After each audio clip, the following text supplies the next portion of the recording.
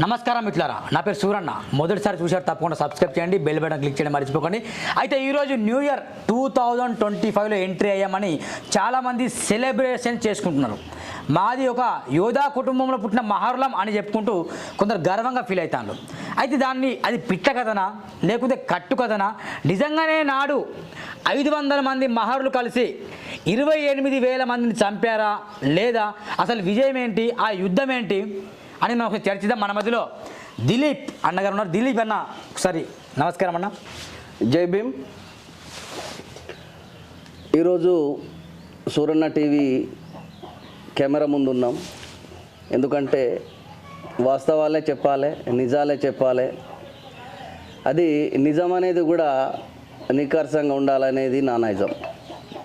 ఇప్పుడు విషయం ఏంటంటే, భీమా కోరేగావ్ యుద్ధంలో 28,000 మందిని 500 మంది మహార్ సైనికులు చంపి విజయం సాధించి ఈరోజు ఏదైతే అంబేద్కర్ అభిమానులు కానీ ఇంకా వగైరా దళిత సమాజము మరి విజయ్ దివస్గా కొనియాడుతున్నారు. ఇది పిట్ట కథనా కల్పితమా అని మిత్రుడు సూరన్న గారు అడిగారు. దీనికి పెద్ద చరిత్ర ఉందండి. భీమా కోరేగావ్ విజయ్ దివస్ అనేది పిట్ట కథ కాదు, కట్టు కథ కాదు. ఎప్పుడైతే పూర్వం 1818లో ఇదే జనవరి 1 రోజు మహారాష్ట్రలోని పూణే ప్రాంతం భీమా నది ఒడ్డున జరిగిన భీకర యుద్ధము, ఆ యుద్ధంలో సాధించిన విజయమే ఈరోజు మనం చెప్పుకుంటున్న భీమా కోరేగావ్ యుద్ధం. అయితే యుద్ధం ఎందుకు చేయాల్సి వచ్చింది? ఈ రోజునే యావత్ భారతం, యావత్ ప్రపంచం అంతా కొత్త సంవత్సరంగా కొనియాడుతూ అందరూ మరి తాగుతూ తినుతూ సెలబ్రేషన్ చేస్తున్న సందర్భంలో మీరెందుకు కొంత డిఫరెంట్గా మరి భీమా కోరేగావ్ విజయ్ దివస్ అని మీరు చేస్తున్నారనేది అన్నగారి ప్రశ్న. నిజానికి ఈ యుద్ధం ఎందుకు చేయాల్సి వచ్చింది, ఎవరి కోసం చేశారు, కారణాలు ఏంటనేది మనం తెలుసుకోకపోతే, చరిత్రలో పోతే ఇదే 1818కి పూర్వం భారతదేశ చరిత్రలో మనువాద నిచ్చెన మెట్ల చరిత్ర నడిచింది. అది ఎట్లా అంటే క్యాస్ట్ బేసిక్గా బ్రాహ్మణ, క్షత్రియ, వైశ్య, శూద్ర అనే ఆ యొక్క వ్యవస్థ 4 అంశాల మీద వ్యవస్థ నడిపించారు. ఈ దేశ మూల నివాసులైన ఎస్సీ, ఎస్టీ, బీసీ, మైనార్టీ సోదరులు ఈ దేశంలో పుట్టి పెరిగి ఉంటున్న సందర్భంలో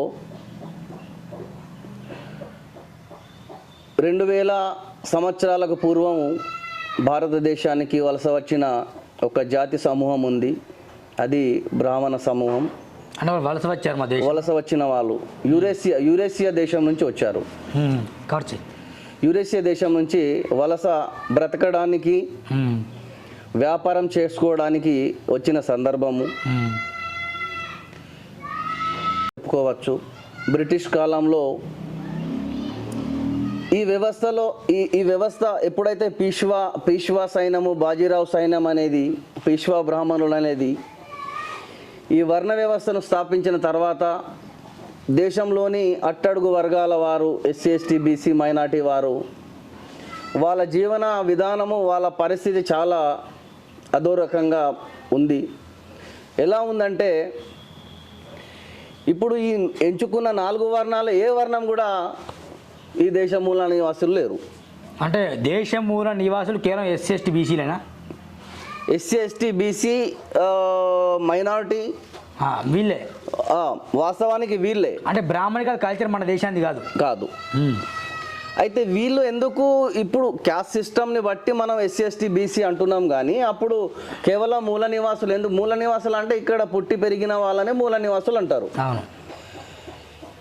ఈ సందర్భంలో వాళ్ళది వాళ్ళు అగ్రవర్ణాలుగా చెప్పుకుంటూ మనల్ని అంటరాని వారిగా చూస్తూ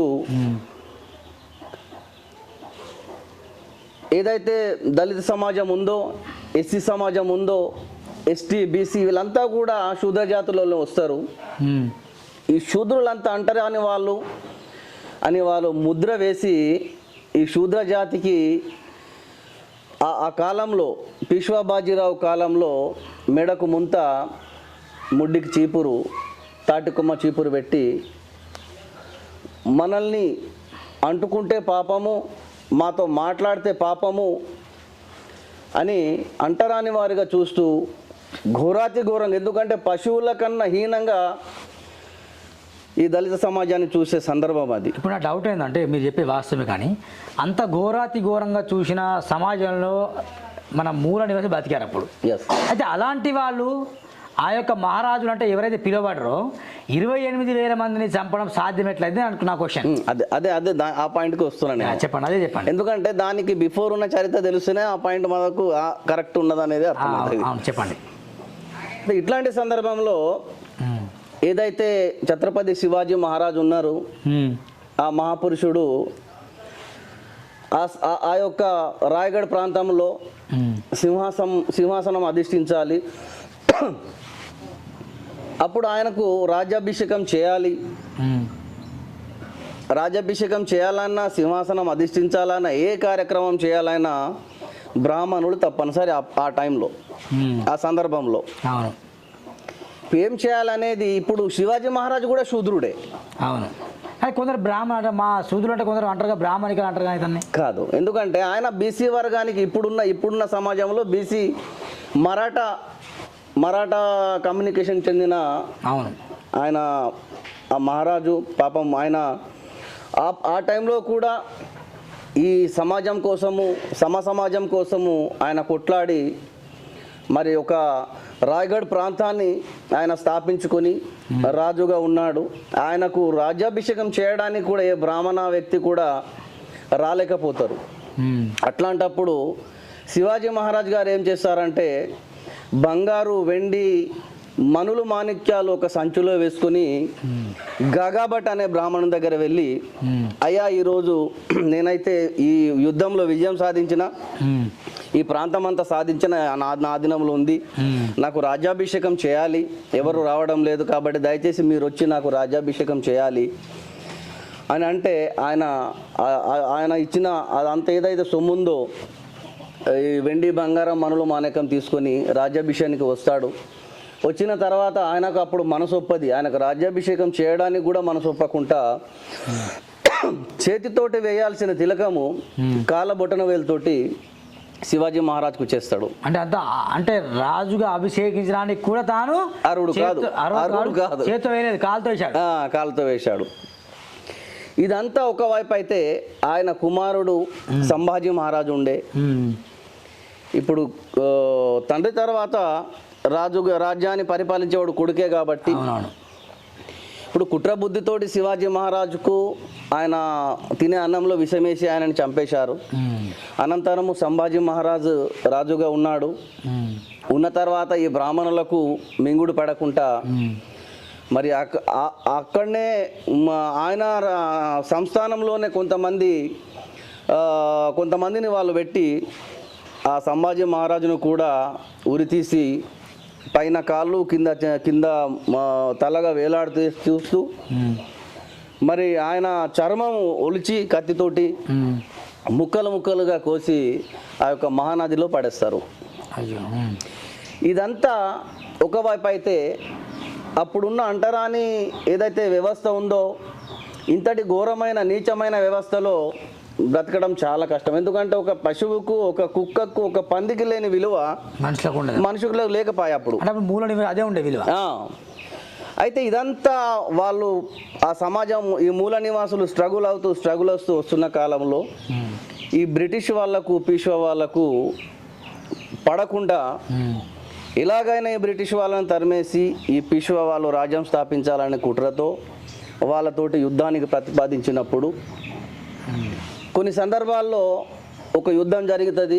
ఆ యుద్ధం జరిగిన తర్వాత ఏదైతే మహార్ బెటాలియన్ ఏదైతే ఉందో మన మహార్ కానీ మాదిగ కానీ ఇంకేదైనా మన చమార్ కులాలు కొన్ని అన్ని ఉంటాయి. ఇప్పుడున్న కులాలు అప్పుడు మూల నివాసులే కాబట్టి అప్పుడు వర్ణ వ్యవస్థలో అప్పుడు బీసీ కూడా ఎస్సీ లేకుండా లేదు అవునా లే.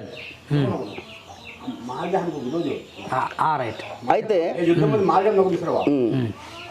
అలాంటి సందర్భంలో ఈ ఏదైతే ఈ బ్రిటిష్ వాళ్ళు ఉన్నారో ఈ బ్రిటిష్ వాళ్ళు ఈ మన ఏదైతే మహార్ సమాజం ఉందో అంటరాని కులం ఉందో వీళ్ళంతా కూడా ఒక ముచ్చట అంటారు ఏదంటే అయ్యా మరి మాకు ఈ పరిస్థితి చాలా ఘోరంగా మేము బ్రతుకుతున్నాము ఈ మా యొక్క నోటికాడిది ముంత ముడ్డికున్న చీపురు ఈ వ్యవస్థని మీరు తీసేయగలిగితే మేము మీతో కలిసి పనిచేస్తాము అని అంటారు. అన్న తర్వాత ఆయన చెప్పింది ఒకటే, మీ వ్యవస్థను తీసే బాధ్యత నాది. ముందుగా మీరు ఈ పీష్వా సైన్యంతో కొట్లాడి పోరాడి వాళ్ళ మీద విజయం సాధించిన రోజు మీకు విముక్తి కలిగిస్తా మీ బాధ నుంచి అని మాట తీసుకుని ఆ కండిషన్తో ఈ సైన్యం అంతా కూడా మహార్ బెటాలియన్ అంతా కూడా 500 మంది, దాదాపు ఇంచుమించు 500 మంది ఆ సైన్యంలో పాల్గొంటారు. అప్పుడు ఈ సిద్ధనాగ్ అనే వ్యక్తి ఆయన ఆకారం ఎట్లుంటుందంటే 2 క్వింటాల పైన ఆయన బరువు ఆ కాలంలో. 6 అడుగుల జనాభాలు మనం ఇప్పుడు అంటాం కదా, దొడ్డు ఎత్తుకుంటుండే ఆయన. ఒక్కొక్క ఈ మన చనిపోయిన బర్రెలు ఉంటాయి కదా, పెద్ద పెద్ద బర్రెలు, ఈ చేతోటి ఇట్లా విసిరి పాడేవాడు. అంతటి భయంకరమైన వ్యక్తులు ఒక 4 ఉన్నారు అన్నట్టు. ఆ 4 ముందుండి సైన్యాన్ని నడిపించి అది ఏదైతే ఈ భీమా నది ఒడ్డున జరిగిన ఈ భీకర యుద్ధంలో 28,000 మంది ఈ పీష్వా బాజీరావు సైన్యాన్ని, ఇప్పుడు ఈ బ్రిటిష్ వాళ్ళు ఏం చెప్తారంటే వాళ్ళని హతం చేయాలి, వాళ్ళని ఓడించాలంటారు. కానీ వీళ్ళ కసి ఎట్లా ఉన్నదంటే, మమ్మల్ని ఇంత మనుషులుగా చూడని సమాజంలో మేము ఇట్లా స్ట్రగుల్ అయినాం కాబట్టి వాళ్ళని హతం చేసాడు కాదని వాళ్ళ తల తీసుకుని అందరి తల నరుక్కుంటూ వాళ్ళు హతం చేసి 28,000 మంది. అంటే 28,000 అంటే డివైడ్ చేస్తే ఒక్కొక్క వ్యక్తి 56 మందిని చంపినా 56 మందిని సాధ్యమా? సాధ్యం అంటే అప్పుడు ఉన్న వాళ్ళకు ఉన్న తెగింపు ఒకటే. వాళ్ళు ఆలోచించింది మాకు యుద్ధంలో ఉన్న సామాగ్రి లేదు, వస్తువు లేదు. రాజులు ఒకవైపు వాళ్ళ రాజులు కత్తులు కటారులు డప్పులు డమరుకాలు వాళ్ళకు ఉంటాయి. అవునవును. మన వైపు ఏం జస్ట్ చీపురు ముంతా ఉన్నది. ఎట్లా చేశారు? అయితే ఇప్పుడు ఇప్పుడు అక్కడ ఉన్న పీష్వా సైన్యం ఏమున్నది, ఈ డాలు కత్తి గుర్రాలు వాళ్ళు ఏదంటే యుద్ధంలో పాల్గొనాలనే ఒక్కటే లక్ష్యం.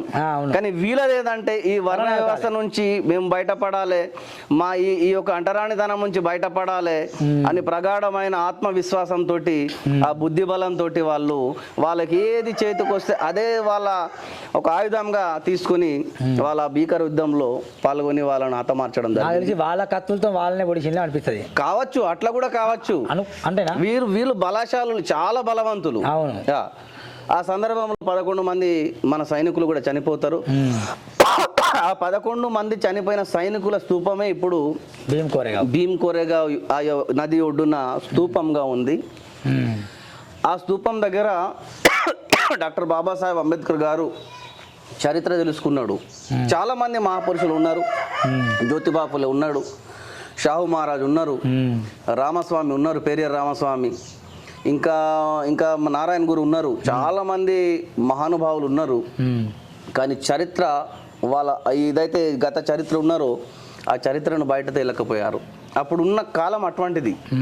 ఎంత పెద్ద మేధావులైనా ఎంత పెద్ద జ్ఞానులైనా కూడా బానిసత్వంలో ఉన్నారు అప్పుడు. కానీ బాబాసాహెబ్ ఒకటి, ఆయన తను అనుభవించిండు, అంటరాని వ్యవస్థను అనుభవించిండు, బాధను వివక్షతను అనుభవించిండు.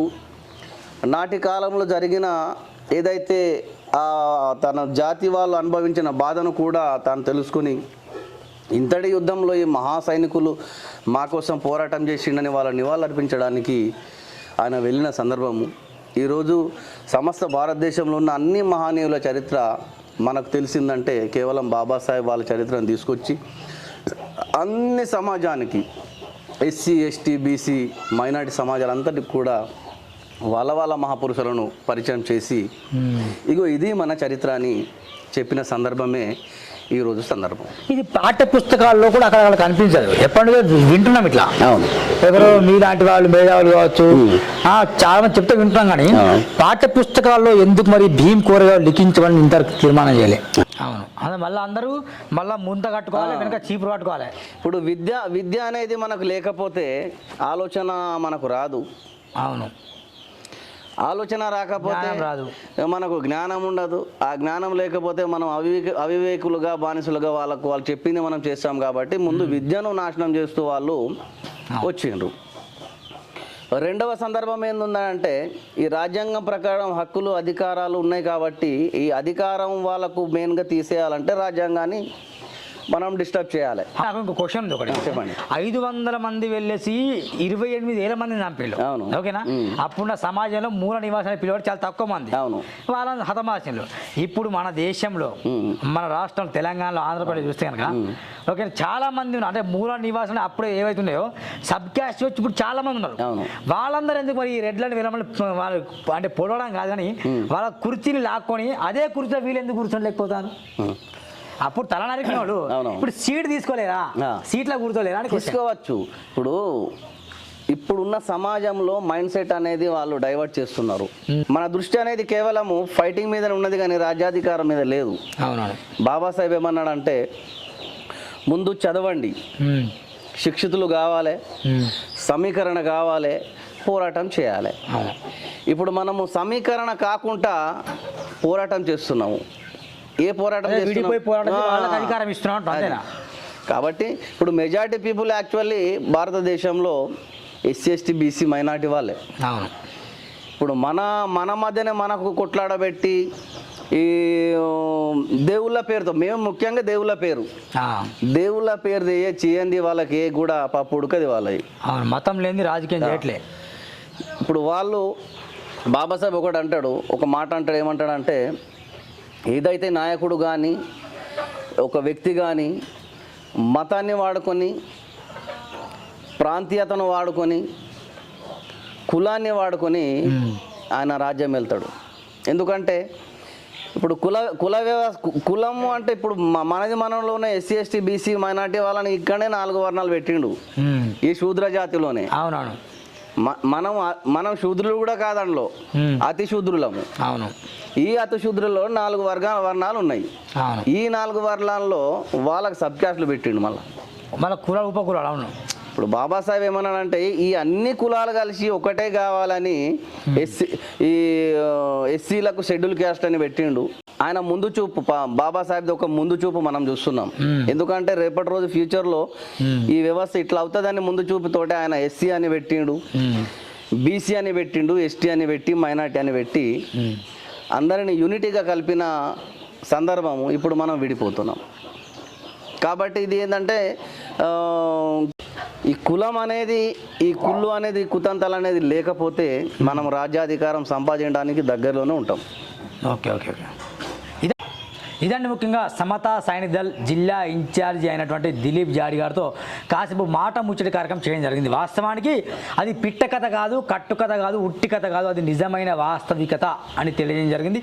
500 మంది 28,000 మంది పీష్వా బ్రాహ్మణులు హతం చేసింది ఇది నగ్న సత్యం.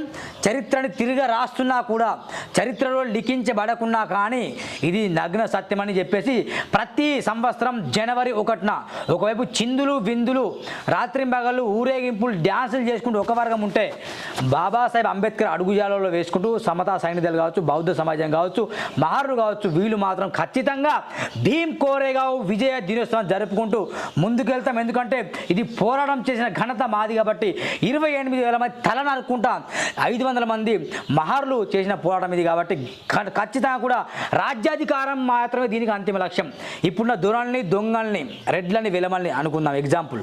వాళ్ళని చంపడం కాకుండా వాళ్ళని చంపేయమని చెప్పట్లేదు. రాజ్యాధికారంలో వాళ్ళు ఉంటున్నారు, సీట్లలో వాళ్ళు ఉంటున్నారు. ఇంకా మేము వాళ్ళ దగ్గర ముష్టి అందుకుంటున్నాం, ఇంకా మేము ఓటు నమ్ముకుంటున్నాం. ఇది మార్పు చెందే దిశగా మనం అడుగులు వేస్తాం. భవిష్యత్తులో కార్యాచరణ ఏంటి, భవిష్యత్తులో దిలీప్ జాడి ఏం చేయబోతున్నాడు, సిర్పూర్ నియోజకవర్గంలో రాజకీయ పరిణామాలు ఎలా ఉన్నాయి, అసలు ఆయన తీసుకునే స్టెప్ ఏంటి అనేది కూడా అతి త్వరలో మనం ఇంకో వీడియో హైదరాబాద్ స్టూడియోలకు తనను పిలిచి చేయడం జరుగుతుంది. అంతవరకు చూస్తుండండి Suryana TV. Thank you very much.